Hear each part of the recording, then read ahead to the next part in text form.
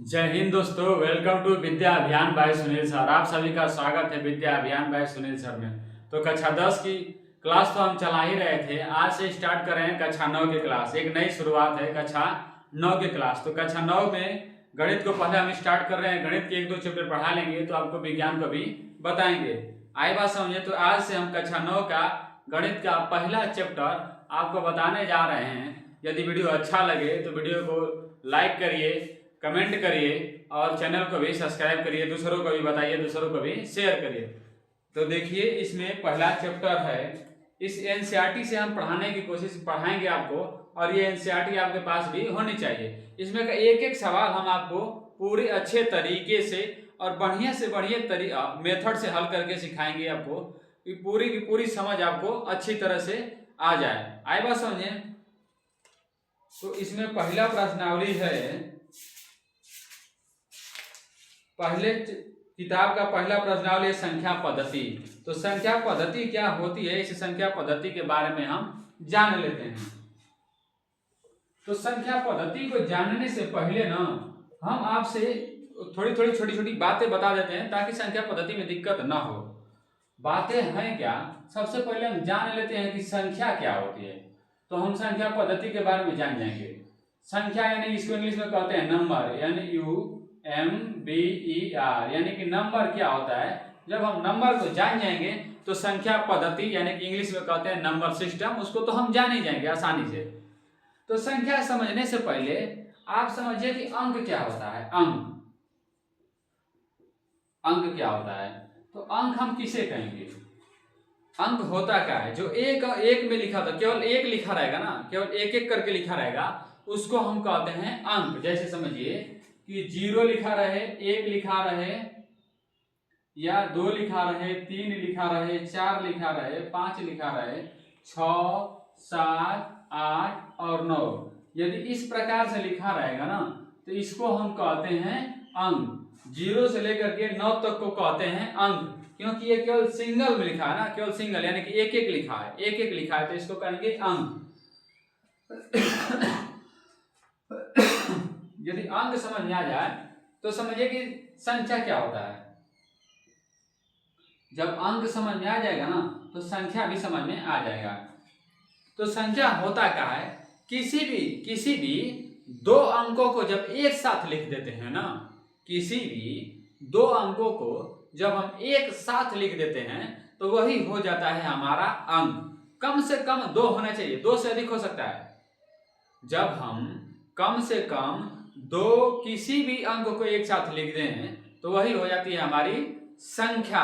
2 से अधिक कितना भी हो सकता है, लेकिन कम से कम हमारा 2 होना चाहिए। जैसे समझिए यदि हम लिख दें 1 और 2 को एक साथ लिख दें तो ये हो जाएगा हमारा संख्या। ये क्या है, एगो संख्या है, 12 एक संख्या है। आपका मन कर रहा है कि नहीं हम तो कुछ और लेंगे, तो आप ले लीजिए 5 और 0, ये भी एक संख्या ही है। आपका मन कर रहा है कि नहीं ये तो ना हम कुछ और लेंगे, कुछ सबसे अलग लेंगे, तो 6 और 9 ले लीजिए, तो ये भी एक संख्या है। आप कुछ भी लेंगे इसमें से ना, इसमें से किसी को 2 को ले लीजिए।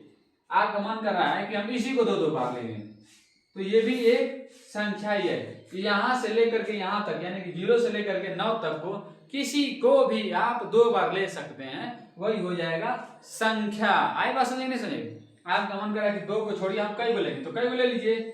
आप यहां से मन करे तो 3, 6, 7, 8 ले लीजिए, तो ये भी एक संख्या बन गई। कुछ भी आप 2, कम से कम 2 होना चाहिए, उससे अधिक ले सकते हैं, तो 2 को एक साथ ले लेंगे तो ये हो जाती है संख्या। हाँ, लेकिन याद रखना ये है, शर्त ये है, शर्त लिख देता हूं, शर्त ये है ना कि कभी भी 2 शून्य को एक साथ ना लीजिएगा, क्योंकि 2 शून्य लेंगे तो 0 और 0 ये कौन सी संख्या हुई, ये तो कोई संख्या नहीं ना हुई। तो कभी भी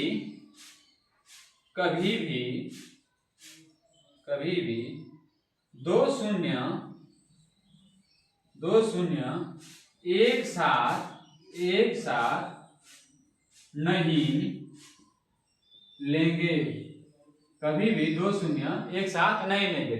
शून्य को छोड़ करके आप कोई भी 2 अंक एक साथ ले सकते हैं। आपका मन किया ना कि हम 9 को 2 बार लेंगे, तो 9 को 2 बार ले लीजिए, तो ये कोई संख्या बनी कि नहीं बनी, बनी। कोई भी अंक 2 बार ले लीजिए आप, 5 को 2 बार ले लीजिए तो ये भी एक संख्या हो जाएगी, लेकिन शून्य को 2 बार नहीं लेना है। हाँ, शून्य को किसी अन्य के साथ ले सकते हैं। आप देखे होंगे कि शून्य को कभी आगे या कभी पीछे भी लिख देता है, जैसे 0 और 7 ऐसे भी लिख देंगे तो ये भी एक संख्या भी, क्योंकि इसमें इकाएं भी है और दहाएं भी है। बात समझेंगे नहीं समझेंगे? तो किसी भी दो अंकों को जब हम एक साथ ले लेते हैं, कम से कम 2 अंक, उससे अधिक हो सकता है, किसी भी 2 अंकों को जब हम एक साथ ले लेंगे इसमें से, तो उसे ही कहा जाता है संख्या। तो संख्या के बारे में समझ आई बात। अब देखिए संख्या के थोड़ी और आगे बढ़ते हैं तो क्या मिलता है।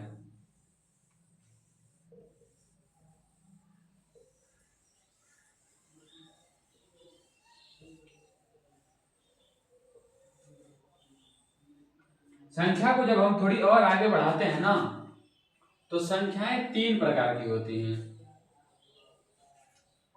एक होता है वास्तविक संख्या, वास्तविक संख्या, और एक होता है काल्पनिक संख्या, काल्पनिक संख्या। पहला हो गया वास्तविक संख्या, दूसरा हो गया काल्पनिक संख्या, और तीसरा होता है सम्मिश्र संख्या, सम्मिश्र संख्या। आई बात समझिए। तो यहाँ पर हमें केवल पढ़ना है वास्तविक संख्या के बारे में, काल्पनिक संख्या और सम्मिश्र संख्या के बारे में नहीं पढ़ना है। जब आप 10 पास करके 11, 12 में जाएंगे तो वहां पर सम्मिश्र संख्या और काल्पनिक संख्या के बारे में पढ़ेंगे। उसके आगे की पढ़ाई करेंगे, यदि आप बीएससी करेंगे तो वहां पर ये सब पढ़ने को मिलता है। तो हम जान लेते हैं कि वास्तविक संख्याएं होती क्या है। इसको कहा जाता है रियल नंबर, इंग्लिश में कहते हैं रियल नंबर, यानी कि वास्तविक संख्याएं होती क्या है।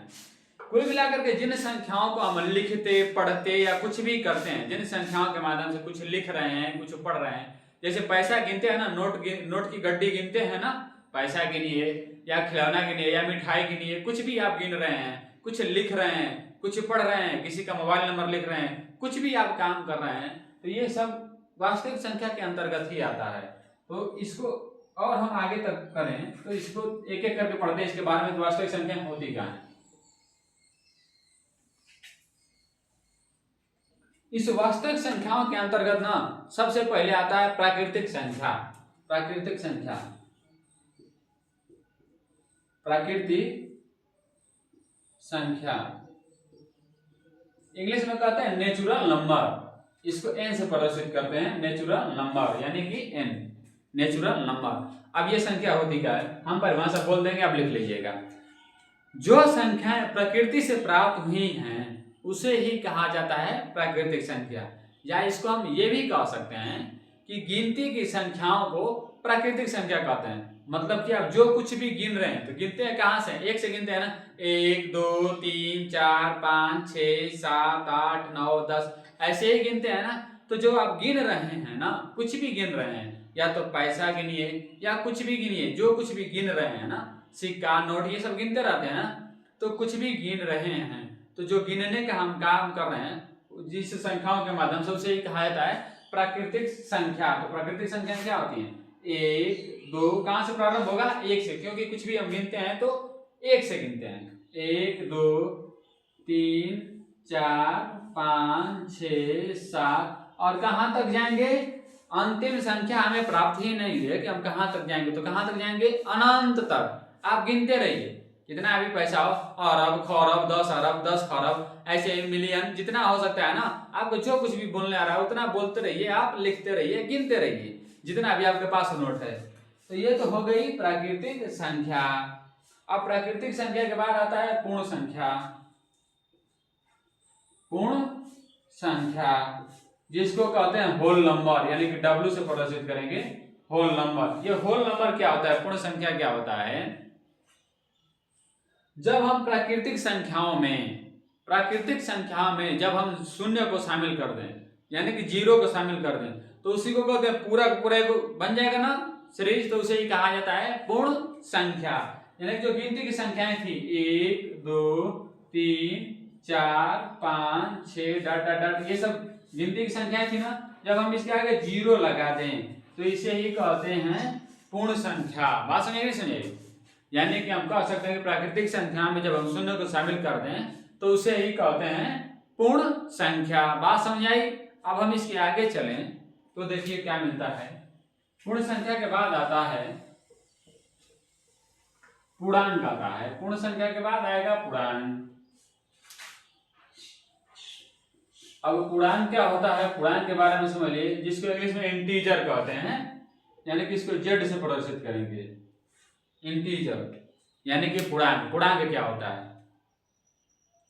जो प्राकृतिक संख्याएं थी, यानी कि या फिर उसमें शून्य को शामिल करें तो जो पूर्ण संख्याएं थी, पूर्ण संख्याओं का यदि धनात्मक और ऋणात्मक दोनों मान एक साथ शामिल कर लें, पूर्ण संख्याओं के धनात्मक और ऋणात्मक दोनों मान जब हम एक साथ शामिल कर लें तो उसे ही कहते हैं हम पूर्णांक, यानी कि इंटीजर। समझिए हम क्या कर रहे हैं, 0 1 2 3 4 ऐसे डॉट डॉट डॉट डॉट अनंत तक लिखते हैं ना। और यदि हम ऋणात्मक, ये धनात्मक होगी संख्या ना, ऋणात्मक लिखेंगे तो क्या लिखेंगे, -1 -2 -3 डॉट डॉट डॉट डॉट अनंत तक इसको भी लिखेंगे ना, तो इसी को कहा जाता है पूर्णांक। अब पूर्णांक ना 3 प्रकार का होता है, 1 से लेकर के और अनंत तक को कहते हैं धन पूर्णांक। धन पूर्णांक 1 से लेकर के अनंत तक की संख्याओं को कहते हैं धन पूर्णांक। 0 को कहते हैं शून्य पूर्णांक। शून्य पूर्णांक आई बात समझे। और -1 से लेकर के माइनस अनंत तक को कहा जाता है ऋणात्मक, उसको धन पूर्णांक, तो इसको ऋण पूर्णांक या ऋणात्मक पूर्णांक, ऋण पूर्णांक या ऋणात्मक पूर्णांक। आई बात समझे। यानी कि पॉजिटिव इंटीजर, निगेटिव इंटीजर और ये हो गया जीरो इंटीजर, यानी कि शून्य पूर्णांक। इसको कहेंगे धन पूर्णांक, इसको कहेंगे ऋण पूर्णांक और शून्य को कहते हैं शून्य पूर्णांक। तो ये था पूर्णांक। आई बात समझ में। तो हमने सीखा का प्राकृतिक संख्या क्या होती है, उसके बाद पूर्ण संख्या क्या होती है, फिर पूर्णांक सीख लिए। इसी पूर्णांक को ना हम संख्या रेखा पर दर्शा सकते हैं। पूर्णांक जितना है ना, इस पूर्णांक को संख्या रेखा पर दर्शाया जा सकता है। अब संख्या रेखा क्या होती है आगे एक एक करके सीखेंगे। संख्या रेखा पर दर्शा सकते हैं, दर्शा सकते हैं। यदि ऐसे छोटी छोटी बातों को हम सीखते चले ना, तो इस एक्सरसाइज का यानी कि पहले चैप्टर का सवाल बहुत आसानी से हम लगा सकते हैं। तो पूर्णांक समझ आया। पूर्णांक के आगे यदि हम बढ़ें तो क्या आएगा,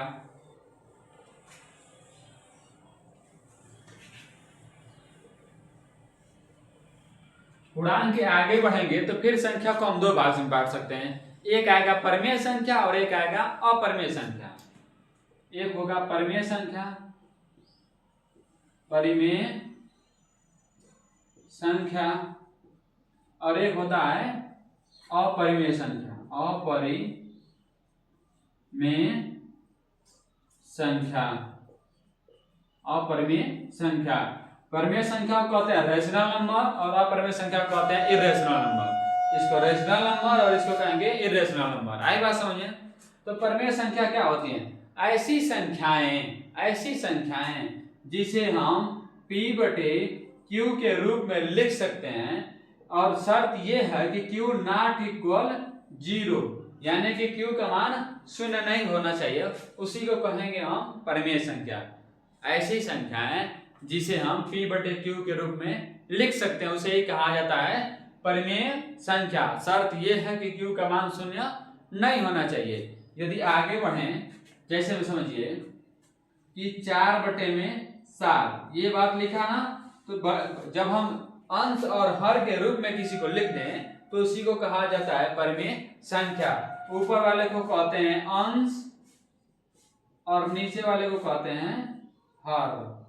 बात समझेगी, समझिए। जैसे आप लिख दीजिए 22/7, तो ये भी होगा परिमेय संख्या। जैसे आप लिख दीजिए कुछ भी मान कर रहा है आपका 6/5, तो ये भी हो गया परिमेय संख्या। यदि केवल ऐसे संख्या लिखा हो, जैसे लिख दिया आपका मन कर रहा है कि हम लिख दें 8, तो केवल ऐसे 8 लिख दिए ना, तो ये भी परिमेय संख्या है, क्योंकि हम 8 के बटे में 1 लिख सकते हैं। 1 लिखने से उसके मान में कोई परिवर्तन नहीं आता है, तो इसको अंश और हर के रूप में लिखा जा सकता है। आई बात समझ नहीं समझ आई? अब अपरिमेय संख्या क्या होता है? ऐसी संख्याएं जिसको हम p बटे q के रूप में नहीं लिख सकते हैं, उसे ही कहा जाता है अपरिमेय संख्या। यानी कि ऐसी संख्या जिसे p बटे q के रूप में नहीं लिखा जा सकता, उसे ही कहा जाता है अपरिमेय संख्या। यानी कि इसको हम भिन्न के रूप में नहीं लिख सकते हैं। बात यहां तक समझ में आई कि नहीं समझ आई? यदि यहां तक बात समझ में आई है तो इसको एक बार और अच्छे से देखिए, रिकॉल करिए। जब ये परिभाषाएं अच्छे से समझ में आ जाएंगी तो आपको एक्सरसाइज का सवाल भी, प्रश्नावली का सवाल भी बहुत अच्छे आसानी से समझ में आ जाएगा। तो यदि वीडियो अच्छा लगा तो वीडियो को लाइक करिए, चैनल को सब्सक्राइब करिए और दूसरे लोगों को भी शेयर करिए। बताइए कि अब कक्षा 9 की भी पढ़ाई शुरू हो गई है। तो आज हम केवल परिभाषाएं आपको बता रहे हैं और कल से आपको एक्सरसाइज का सवाल हल करवाएंगे। यहाँ तक बात समझ आई कि नहीं समझ आई? आप वीडियो के नीचे कमेंट करिएगा, बात आपको अच्छे से तरीके से समझ आ रही है या नहीं समझ आ रही है। यदि समझ आ रही है तो अच्छी बात है, नहीं समझ आ रही है तो और बेहतरीन तरीके से हम समझाने की कोशिश करेंगे। बात समझे कि नहीं समझे? एक कमेंट ही जरिया है जो आप तक हम आपकी भावनाओं को जान सकते हैं। तो वीडियो में कमेंट करना जरूरी है। बात समझे? तो पूरा वीडियो एक बार और देखिए और परिभाषा को रिकॉल करिए, लिखिए, उसको पढ़िए। फिर एक्सरसाइज का सवाल हम कल से बताते हैं। तो आज के लिए इतना ही। थैंक यू, धन्यवाद, जय हिंद।